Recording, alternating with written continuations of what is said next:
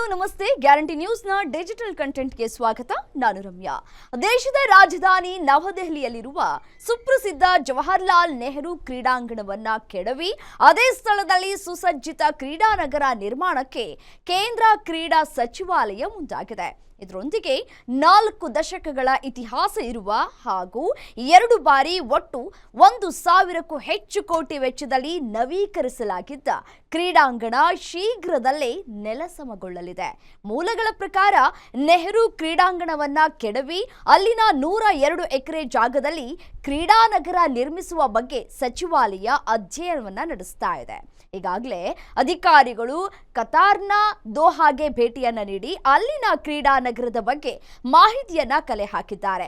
ಹೊಸದಾಗಿ ನಿರ್ಮಾಣಗೊಳ್ಳಲಿರುವ ಕ್ರೀಡಾನಗರದಲ್ಲಿ ಅಥ್ಲೆಟಿಕ್ಸ್ ಸೇರಿ ಬಹುತೇಕ ಎಲ್ಲಾ ಕ್ರೀಡೆಗಳು ನಡೆಯಲಿಕ್ಕಿವೆ. ಜೊತೆಗೆ ಅಥ್ಲೆಟ್ಸ್ಗಳ ಹಾಸ್ಟೆಲ್, ತರಬೇತಿ ಕೇಂದ್ರ, ಜಿಮ್, ಭಾರತೀಯ ಕ್ರೀಡಾ ಪ್ರಾಧಿಕಾರ, ಕೆಲ ಕ್ರೀಡಾ ಸಂಸ್ಥೆಗಳ ಕಚೇರಿ, ರಾಷ್ಟ್ರೀಯ ಉದ್ದೀಪನ ಮುದ್ದು ನಿಗ್ರಹ ಘಟಕ, ಡೋಪ್ ಟೆಸ್ಟಿಂಗ್ ಲ್ಯಾಬ್ ಸೇರಿ ಕೆಲ ಕಚೇರಿಗಳನ್ನ ಇದೇ ಜಾಗದಲ್ಲಿ ನಿರ್ಮಿಸೋದಕ್ಕೆ ಚಿಂತನೆಯನ್ನ ನಡೆಸಲಾಗ್ತಾ ಇದೆ. ಡೆಲ್ಲಿ ಕ್ರೀಡಾಂಗಣವನ್ನ 1982ರಲ್ಲಿ ನಿರ್ಮಾಣ ಮಾಡಲಾಗಿತ್ತು.